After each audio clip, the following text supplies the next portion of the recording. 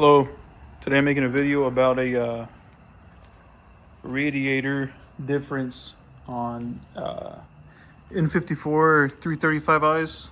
I think this is only LCI models and ones with automatic transmissions or DCTs. So in my case, this is my old radiator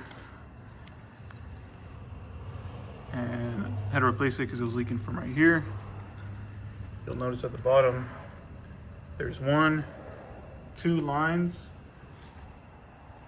that will go to the transmission. So it'll be two T25s holding it in. You're gonna have this one right here, and you're gonna have this one right here, I think. Yeah, this one right here. But apparently they redesigned the radiators, our cooling systems. I think this is an LCI thing only. I ordered this radiator directly from BMW using the VIN number, so there's no confusion. On this one, you'll notice there is 1, but not 2 holes. So this is the correct radiator. This is a redesigned radiator. I guess BMW figured out a way to make it more efficient, or I'm not sure. Maybe they saved a few bucks on parts, but when I ordered the part, the radiator, I was told to also buy this right here. I'll try to put the full part number on the screen, but basically what it is a block off for the coolant line that goes right here. So the idea is that you will completely remove this hose, and where it comes from, block it off.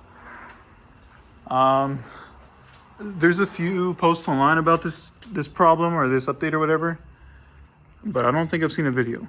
So it's kind of why I made this. Let me try to sneak my phone back there. Yeah, it's hard as hell to see where this thing goes, but basically it goes.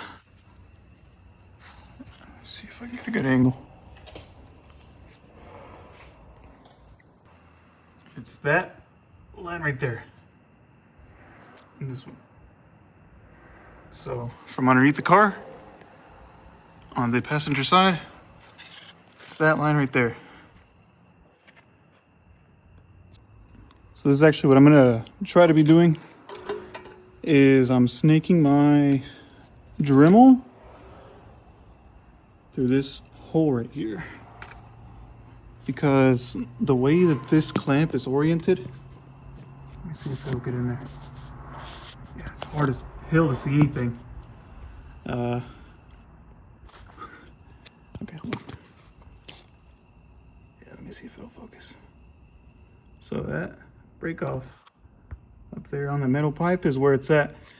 C-clamp is pointing this way, like literally towards that firewall.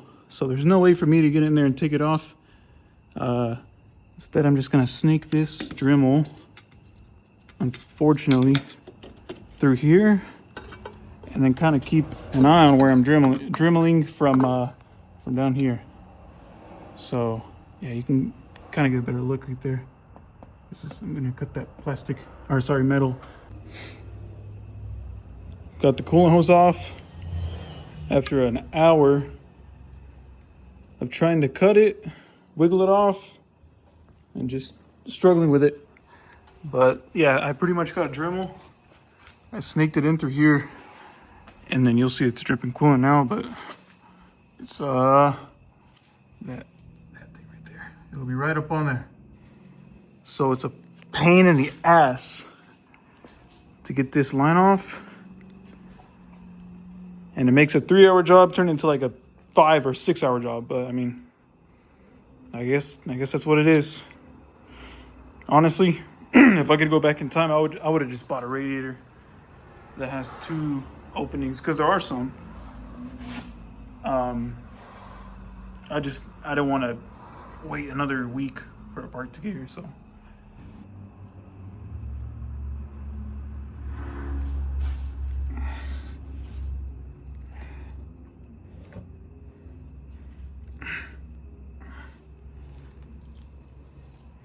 all right. This is how I got the thing on. Let me try to record it.